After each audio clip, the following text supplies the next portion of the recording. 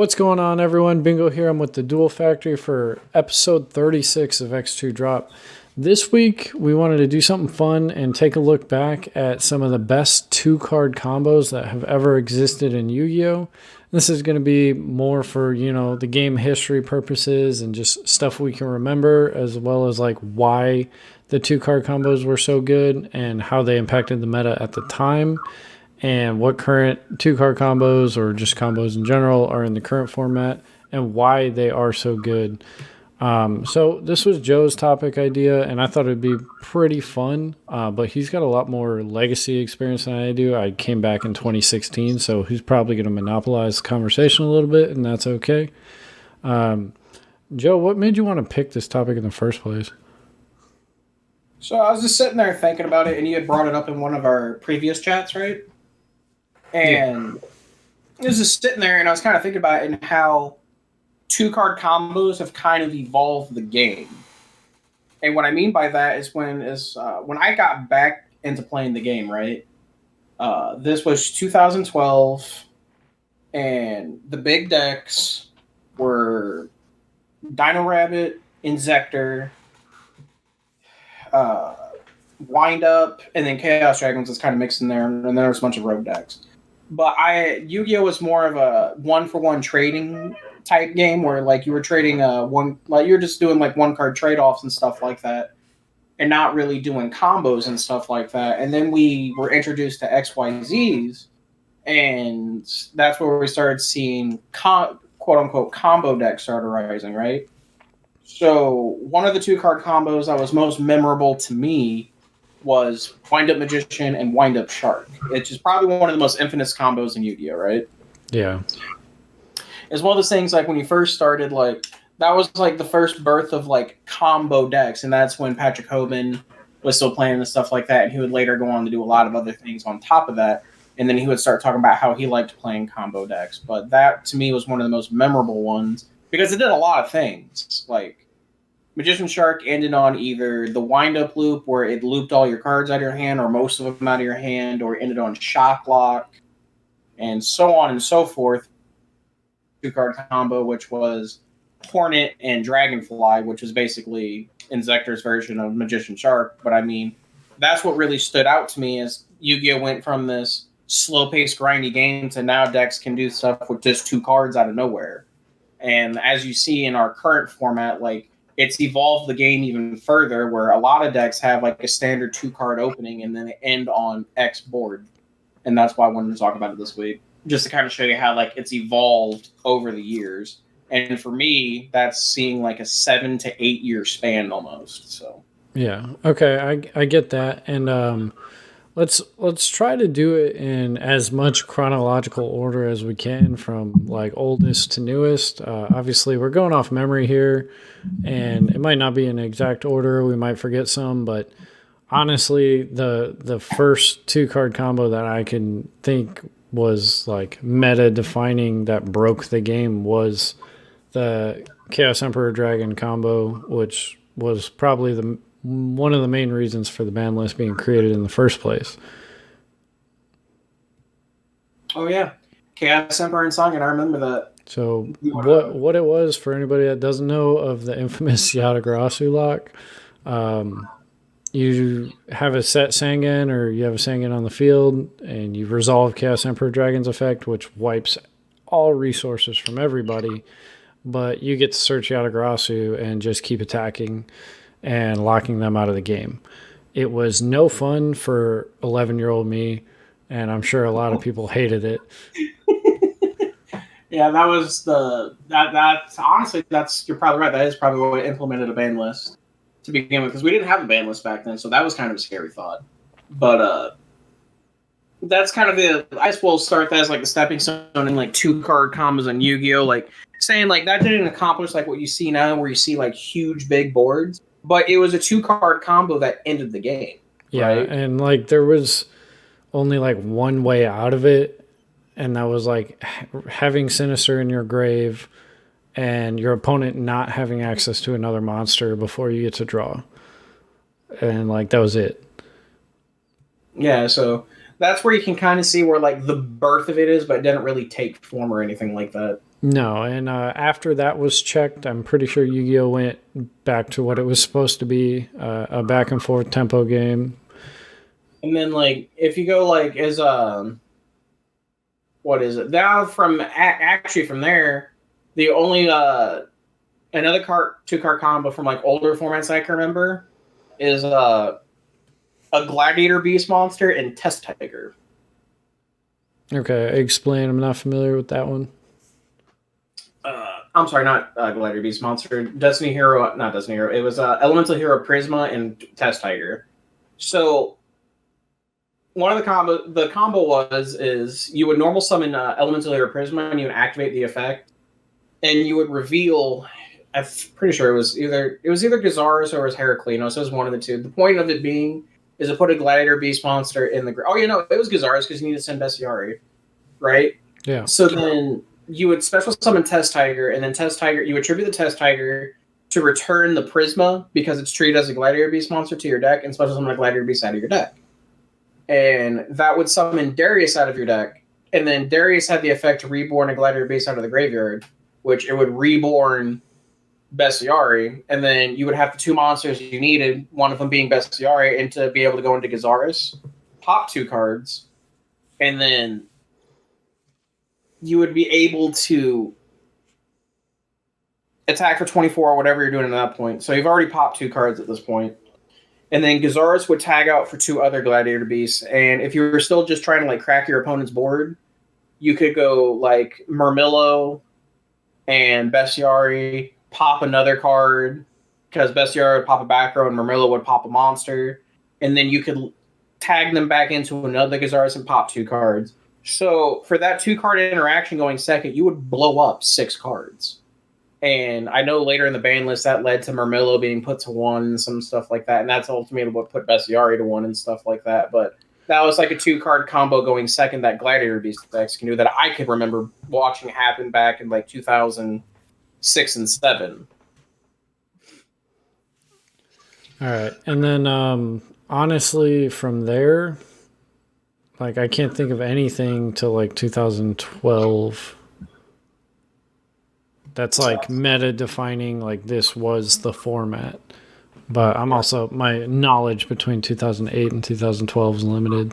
See, I had quit after that, but then I remember watching tournament coverage and stuff like that on the Konami homepage and stuff like that. And I remember Sure plus Whirlwind was actually pretty devastating because like you would like activate Whirlwind, summon Sure, then Whirlwind would go search you a copy of either Gale or Kalute, and then like you would attack with Sure over a monster, and then Sure would get another monster out of your deck because you would be able to Kalute over whatever, and then you would end on like Armor Master and stuff like that. And that was really hard for a lot of decks to deal with back in the day.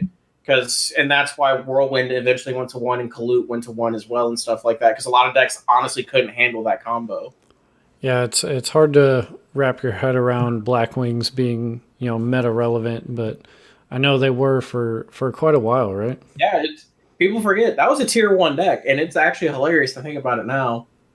And then like there wasn't any like super devastating combos after that. Like obviously like you had like when TGs came out, like there was Warwolf and Striker that made like Wonder Magician and stuff like that, but there was nothing like broken at that point. You know what I mean? Like there was 10 interactions and stuff like that, but there was no like build a board .decks out yet. And then like you said, it wasn't until 2012 until we started seeing this stuff actually start to come to fruition, because that's when we got XYZs, and then you saw the infamous Magician chart, and then Inzectors had also came out, so you saw Dragonfly Hornet, which that was a more aggressive aggro type deck to me, because like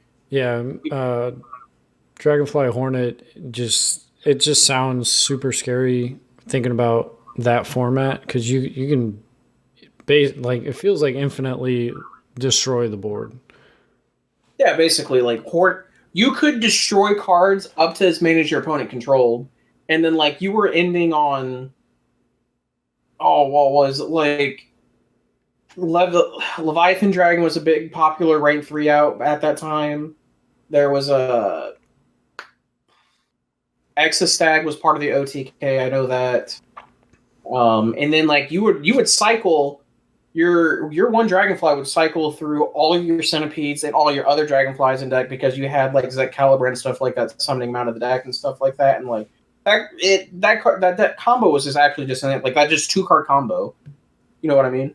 Yeah, and it wasn't until this year where they started peeling the Insectors off the ban list. Like that was 7 years ago, and Konami is just like, nope, they're gonna stay on there because even now, like if you get that rolling, like you can still do the same thing. Exactly. Like you're still nuking boards. And now that we have link monsters, it's actually just it gets even more and more like insane and stuff like that. But like after that, you didn't really see.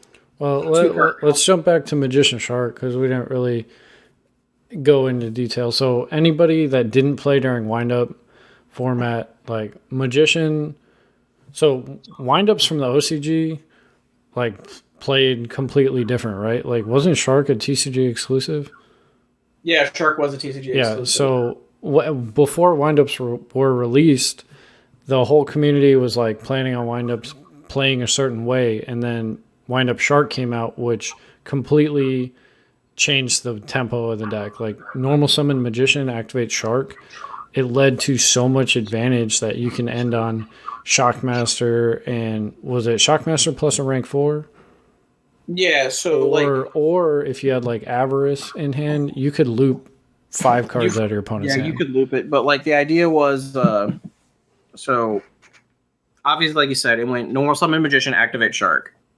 Shark would hit the field, and then Magician's effect would activate to summon summon Magician, right? Yeah, I think it was summon Magician, and then you'd use Shark's. Oh no, I'm sorry, it wasn't Magician.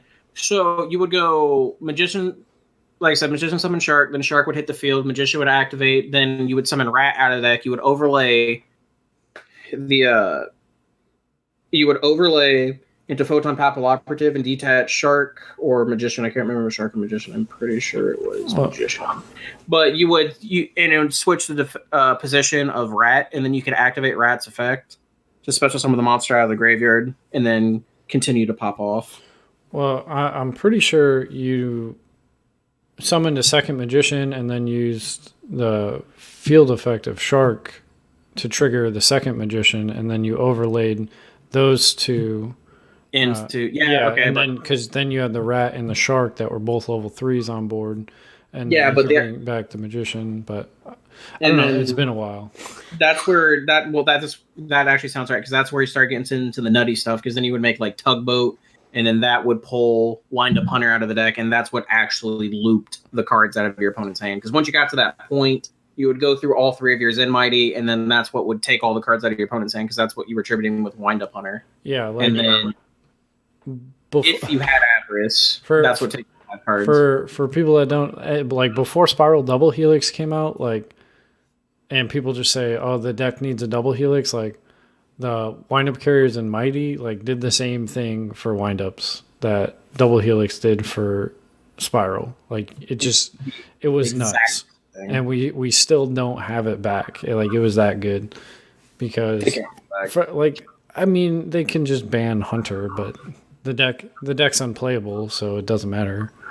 Yeah, I mean, by today's standards, you're absolutely correct. The deck's unplayable, but back then, that was crazy. Without Tugboat right now, like, the deck can't function at all.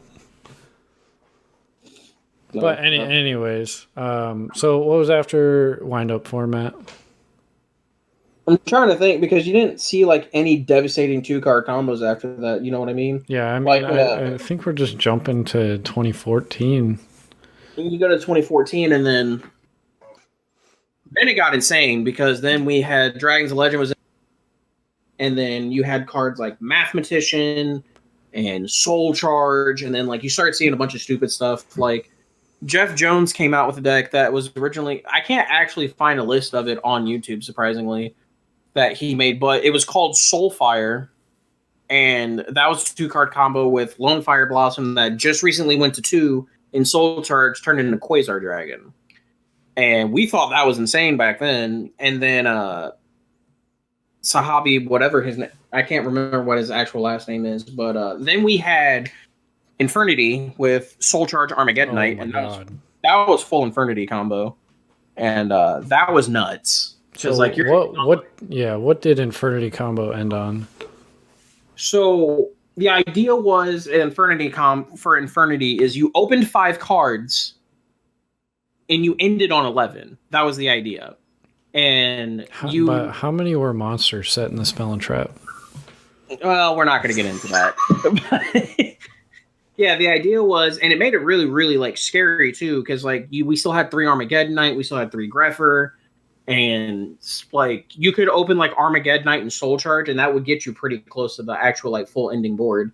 But the ideal ending board for decks like that was, I think it was like 2 Lavalval Chain, Key Beetle, and 2 Infernity Archfiend. And then your back row was a random set card, break, break, break, barrier, and you had Archfiend Pile Labyrinth in the field spell zone. And that was the combo. And you could do that with just Soul Charge Armageddonite. What does the Infernity Break do? Infernity Break is you can banish an Infernity card from your graveyard, and if you do, destroy 1 card on the field. Oh, that's pretty good. Plus yeah, and then negate from barrier. Yeah, barrier, and then like if you were broken, you would open like Vanity's Emptiness to go with it and lock it with Key Beetle, and that was combo. Well, that's unfair. Exactly, and then like you didn't see anything else other than that. Like Yugioh had 2-card combos where you would like Arsenal Accelerator instead of ending on like armor. You would end on Geargigan X with a floating Geargiano in the graveyard, and that was a lot better than ending on just like set armor, set back row pass.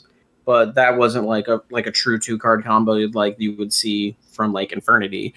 And then I'm trying to think of the other decks in that format because Hat didn't have any 2-card combos like that. Mermail,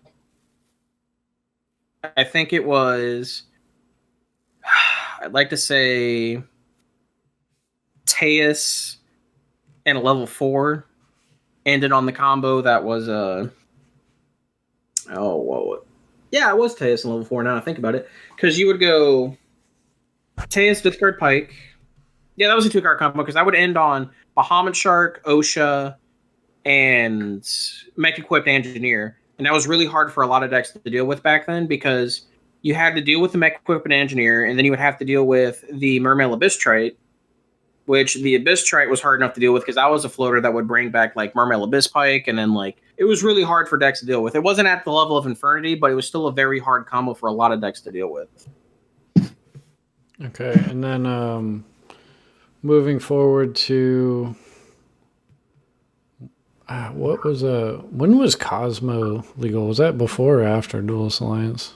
It was part of Duelist Alliance, but it wasn't till after like Construct got banned is where Cosmo really started to shine, because Cosmo had a really hard time dealing with Construct because Construct could just blow up all their spaceships because it didn't target. Yeah. But if you're talking about 2015 format, there is some pretty cool 2-card combos in that format too.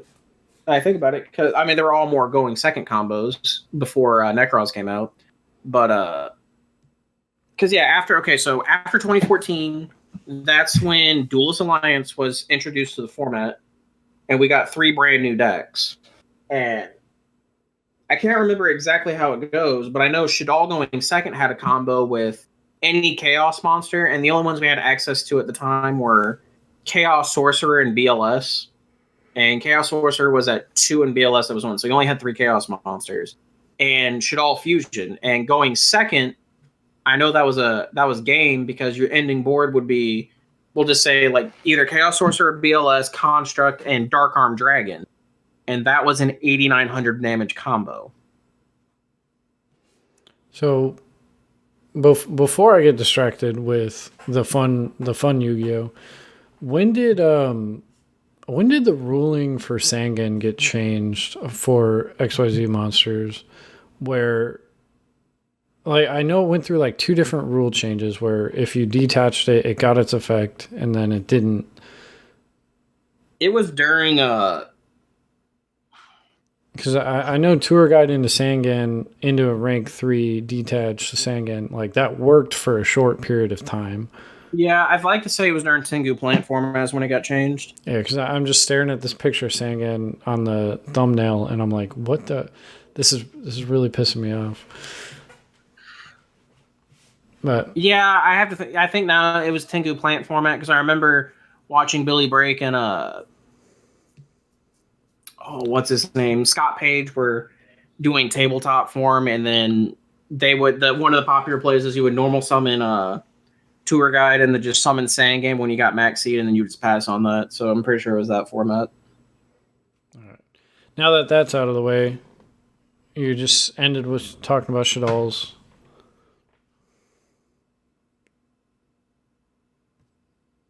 Hello? I can hear you now. Okay. Yeah, you just finished talking about Shaddolls. What else was in that format that was good? Because this is when Yu-Gi-Oh starts picking up, and it is really like Combo centric. yeah, 2-card combos that seem pretty lackluster by these days, but back then they were good. What else?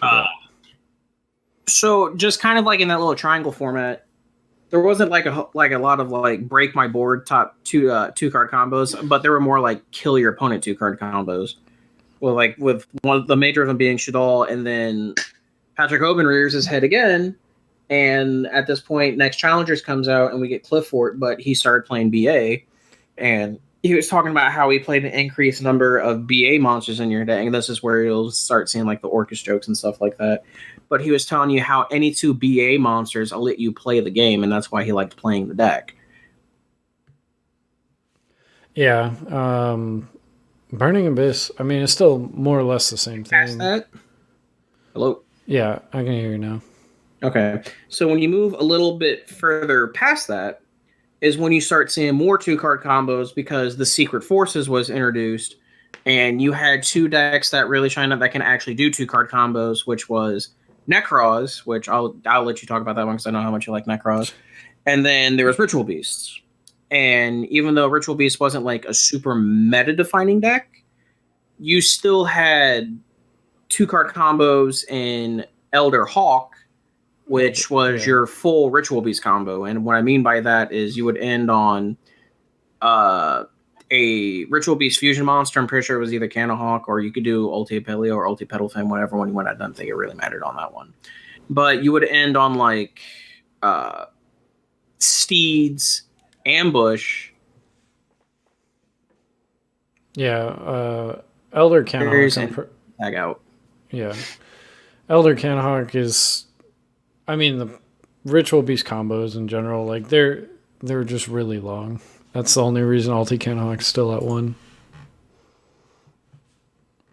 But the Necros combos, obviously, there pretty much was only one like defining combo, and that is just the Jinlock, which is Manju plus any other card in the deck. It seems like Manju plus Brio, Kloss, Kaleidoscope, or Unicorn was the full Jinlock, or Rhoda. And Jin by itself like defined the format for a decent amount of time. You had to play cards like Bull Blader, Armageddon Knight, and Farfa just to have outs in your deck for it. It was a weird time for Yu-Gi-Oh! Because like I remember having to deal with Genlock and how you had to make your main deck so weird to have to deal with combos and stuff like that. It was just awful. Yeah, it's like vanities that you can't clear with MST. Yeah, it's not fun. Not fun whatsoever. But then from there... is that when you're getting into Pepe or what?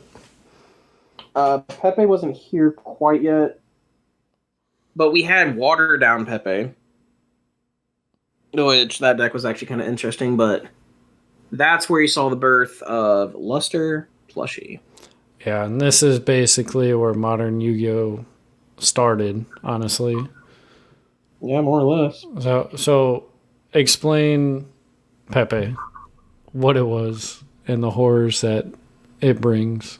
Pepe was like the actual like first like pendulum deck, like the first true pendulum deck. Like there was Cliff for it, but that doesn't count. Yeah, like break But my board pendulum. this was because like this was like this. It was just 2-card combo galore because like your hand just like you had 2 starter cards and the rest of your hand just made it like broken.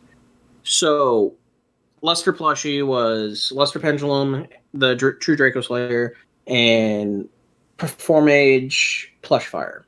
So the idea is those 2 cards, you would set them in your scales, and then Luster would pop plushie to add another copy of plushie. Now, this was actually very important because the ruling with pendulum monsters is if they're destroyed in the pendulum zone, and then they have a monster effect, since they went to the extra deck instead of the graveyard at destruction, the monster effect would be applied, not the spell and trap card effect of the pendulum monster. So you would get the plushie, and then plushie would activate to summon any Perfamage out of your deck. So then, like, you can see as where Luster plus plushie would end up in like an additional 3 monsters, because you had the plushie that you added off Luster, you had the monster that plushie summoned off of plushie, and then you would have the actual plushie in your hand to either scale or normal summon to turn into whatever. And if you needed a matching scale, you could normal summon the plushie to go with your Perfamage damage juggler that you would summon off the plushie into King of the Feral Imps, and then detach, get the missing pendulum scale that you're missing, and then juggler would add another monster from your deck to your hand, which could be Mirror Conductor, it could be Trick Clown, it could be Hat Tricker. Just, anything you needed to finish your pendulum scale. And then not only that, but you still had the plushie on top of your extra deck to pendulum summon to help make the ending ideal board for Pepe, which was your Infinity, Rafflesia, generic rank 4. Yeah, this is Master Rule 3 pendulum, so summon all the monsters, basically. Like, it was just nuts. Your deck just got even more and more insane depending on with those 2 cards. Like, if you had Summon Sorcerer, or not Summon Sorcerer, if you had a Pendulum Sorc, you're popping Plush Fire again to search a free Performapal, which would be like Guitardle and Lizard, which was Pot of Greed, and like it would spiral out of control really, really fast because like you're ending on like true plus like 5s and 6s at this point. And then we only had full power Pepe for, I think, because I remember Jordan Lee really bitching about it. But 2 days, like it was like 20 plus days or something like that. We had full power, which reminds me, there's another combo we were actually missing before we get to this. But I just want everyone to remember at some point was if you had Beast King Barbaros and Mythic Water Dragon, or any way to make 2 level 8s. That was Dark Matter Ruler combo, but that's for a different time. Yeah, we got that was like the first left, like you're saying, that was like the first like true break your board format. So I just realized we got like 3 minutes left. Let's jump from there to modern day Yu-Gi-Oh, like as fast as we can, explaining why stuff was good. So from Pepe, what do we got? Well, I mean, Pepe, then like if you want to fast forward real quick, then we had Link monsters introduced. And then everyone remembers the very first infamous 2-card combo in Link format, which was, if you really think about it, was honestly quick fix machine duplication once we got Helix, because then you're ending on like super crazy insane boards with like multiple firewalls and yada, yada, yada, yada. But we didn't start actually experiencing Extra Link until the infamous Suprex Twist Cobra came out. Yeah, which eventually devolved into 2 warrior monsters. Any 2 warrior monsters, and then we're going up against what's called the U, and that basically means you can't play unless you're playing True Draco. Then all power to you. We didn't skip Zoo format. That's basically 1-card combo format. So just note that. And then from Goki format, was that before or after Spiral format? Goki was technically after Spiral format. Okay, so then Goki. And then we had FTK shenanigans, didn't we? Yeah, FTK the format. Yeah, 2 pendulum monsters. Oh God, Can't forget 2 Pendulum Monsters is full combo. Yeah, 2 Pendulum Monsters full combo, and then like now like it's devolved to like modern day Yu-Gi-Oh. Yeah, Orcus combo, any 2 monsters, everybody knows it. But yeah, like the idea behind it is that there is always a starting point, but now like Yu-Gi-Oh went from such a standard game. Now it's what can these 2 cards end me at? Yeah, how far can 2 cards out of my hand take me without using all of my resources? Because before, like Pepe format, like your whole hand was gone by the end of it, right? Or just about. And like, yeah, the board was crazy, but now you're getting these crazy ass boards where you still have a follow-up play. You still have 3-4 cards in your hand. Yeah, like they've now divulged into like not only does it make this, but now I end on like a +5 in hand too. Like that's insane. All right, guys. So this was something that honestly went better than I thought. If you have enjoyed this video, please check us out again next week, or the audio if you're listening on podcasts, whatever. Check us out next week, same time, same place, 8 a.m. every Monday. Joe, you got any closing comments? The only one I have this week is the one I say every week. You know, Douglas French has no sauce. As always, take that, Doug. But I'll see you guys next week. Peace out. Okay, bye.